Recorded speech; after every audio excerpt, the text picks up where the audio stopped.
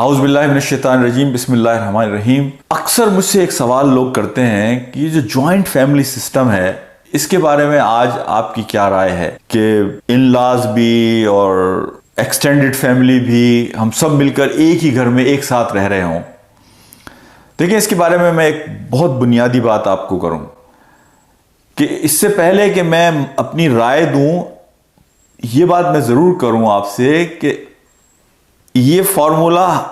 हर एक पर अप्लाई नहीं होता जो मैं आपसे शेयर करूंगा। बाज़ औक़ात बाज़ लोगों की स्पेसिफिक किस्म की सिचुएशन होती है और उस स्पेसिफिक सिचुएशन का जिक्र भी मैं आखिर में अपने इस लेक्चर के करूंगा कि उनके लिए चीज़ों को आपको बड़ा कस्टमाइज करना पड़ता है। लेकिन ज़ाहिर बात है, उसूल हम उमूम की बुनियाद पर बनाते हैं। उसूल हम एक जर्नल जो हमारी कंसेंसस होती हैं उसकी बुनियाद पर बनाते हैं, फिर एक्सेप्शंस उसमें अलग से आ जाती हैं। रूल यह है और यह कल्चर है इस्लामिक कल्चर, यानी आप नबी पाक सल्लल्लाहु अलैहि वसल्लम के ज़माने से देखें, कुरान की आयत को उठाकर आप देख लें, सहाबा की ज़िंदगी को आप उठाकर देख लें, ये जॉइंट फैमिली सिस्टम का जो कल्चर कि जहाँ एक्सटेंडेड फैमिली भी एक ही घर में एक ही छत के नीचे रह रही हो, एक ही किचन उनका चल रहा हो, ये इस्लामी कंसेप्ट नहीं है। यहाँ पर बेशुमार मसाइल पैदा होते हैं, यानी इनमें पर्दे का है, हिजाब का है, एक दूसरे के सतर का है, एक दूसरे की तरबियत का है, बच्चों की तरबियत का मामला है, आपके अपने मॉरल्स और वैल्यूज़ जो आप अपने बच्चों को देना चाहते हैं उसमें बहुत सारी चीज़ों को कंप्रोमाइज़ करना, यानी बहुत सारे कबाहतें हैं इस पूरे कंसेप्ट के अंदर। यानी इसके मुकाबले में आप ये देखिए कि जो हम सहाबा की ज़िंदगी से भी देखते हैं, नबी पाक सल्लल्लाहु अलैहि वसल्लम हज़रत फ़ातिमा रज़ी अल्लाह ताला अन्हा की शादी हुई है और आपने उन्हें फ़ौरी तौर पर अलग कर दिया और हज़रत अली और हज़रत फ़ातिमा बिल्कुल अलग रहे।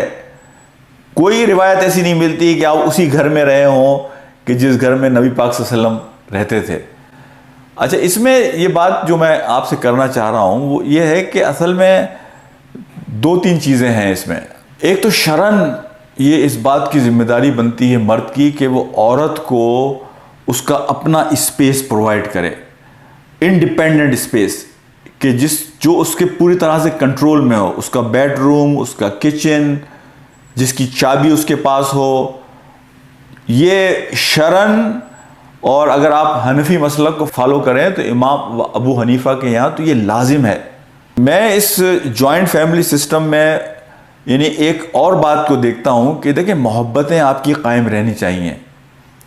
अगर आप एक ही घर में सारे के सारे लोग रह रहे हैं, आज के ज़माने में चीज़ें इतनी स्पीड के साथ तब्दील हो रही हैं कि आपके हालात क्या हैं, आपके घर की ज़रूरियात क्या हैं, आप किन चीज़ों को पर्दे में रखना चाहते हैं, किन चीज़ों को शेयर करना चाहते हैं, आपके बच्चों को क्या मालूम होना चाहिए, क्या मालूम नहीं होना चाहिए, और आपके अजीज़ रिश्तेदारों को क्या चीज़ मालूम होनी चाहिए और क्या चीज़ मालूम नहीं होनी चाहिए। वो प्राइवेसी जो एक मिलनी चाहिए फैमिली को, वो जो पुराना जॉइंट फैमिली सिस्टम का कंसेप्ट था उसमें वो प्राइवेसी और वो स्पेस फैमिली को नहीं मिल पाता। मोहब्बतें भी ख़त्म होती हैं। मेरे नज़दीक ज़्यादा बेहतर चीज़ ये है कि आप, मतलब मैंने कई जगह पर ये चीज़ देखी कि आप एक ही महल्ले में मकानात बना लें या आप अलग अलग फ्लोर पे मकानात बना लें। एक्सटेंडेड फैमिली में मैं फादर इन लॉ और मदर इन लॉ को शामिल इस लिहाज से नहीं करता हूँ कि बाज़ औक़ात बाज़ सिचुएशंस ऐसी होती हैं जिसमें फादर इन लॉ और मदर इन लॉ, ख़ासतौर पे लड़के की माँ और वालदा, वो डिपेंडेंट ही उस बच्चे पर होती हैं। आइडियली तो सिचुएशन ये है कि उनके लिए अगर कोई अलग इंतज़ाम हो सकता है तो वो बेहतरीन है, लेकिन बाज़ औक़ात ऐसी मजबूरी होती है कि उनका वाहिद बच्चा है और वो खुद मोहताज हैं, यानी वो खुद अपनी टेक केयर नहीं कर सकते, तो उनको अपने बच्चे के सहारे की ज़रूरत होती है। तो ऐसे मौक़ों पर हमें एक्सेप्शंस को भी टैकल करना चाहिए, एहसन अंदाज के अंदर, अपने दिलों को बड़ा कर कर। हम जाकर दुनिया वालों की मदद करने की कोशिश करते हैं, अपने घर में अगर हमारे मदद की ज़रूरत है तो हम उसे पूरा करें। तो इस जॉइंट फैमिली सिस्टम में जो आज के ज़माने में अलग अलग फ्लोर या एक ही महल्ले में मकानात या करीब करीब रहना, लेकिन एक जगह सबका रहना, इसके नतीजे में मैंने मसाइल भी देखे हैं, परेशानियां भी देखी हैं, और मोहब्बतें ख़त्म हो जाती हैं, बजाय क़ुर्बतों के फासले बढ़ जाते हैं। अच्छा, फिर जिस बच्ची को आप घर में लाए हैं रिश्ता कराकर, उस बच्ची को भी अपनी एक प्राइवेसी चाहिए। वो प्राइवेसी उसको उस पुराने वाले जॉइंट फैमिली सिस्टम में नहीं मिलती। उसको अब उसका देवर है, उसका जेठ है, और बहुत सारे लोग आ रहे जा रहे हैं, उसके हिजाब और पर्दे के मसाइल हैं। तो इन सारी चीज़ों को अगर आप देखें तो ये कोई इस्लामी कंसेप्ट नहीं है। यानी मैं बिल्कुल इसमें क्लियर हूँ कि ये बिल्कुल इस्लामी कंसेप्ट नहीं है कि आप बिल्कुल एक्सटेंडेड फैमिली के साथ एक ही जगह पर रहें और इन सारे जो रूल्स रेगुलेशंस हैं उनको भी वायलेट करें, अपनी प्राइवेसी को भी वायलेट करें, अपने बच्चों को आप किस तरह की तरबियत देना चाहते हैं उन चीज़ों पर भी कंप्रोमाइज़ करें।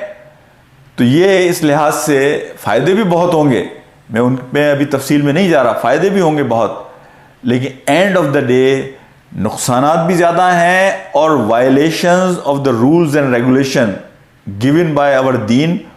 उसमें वो भी ज़्यादा है। तो इस लिहाज से मेरा अपना ख्याल ये है कि जो नया कंसेप्ट है जॉइंट फैमिली सिस्टम का, वो बेहतर है।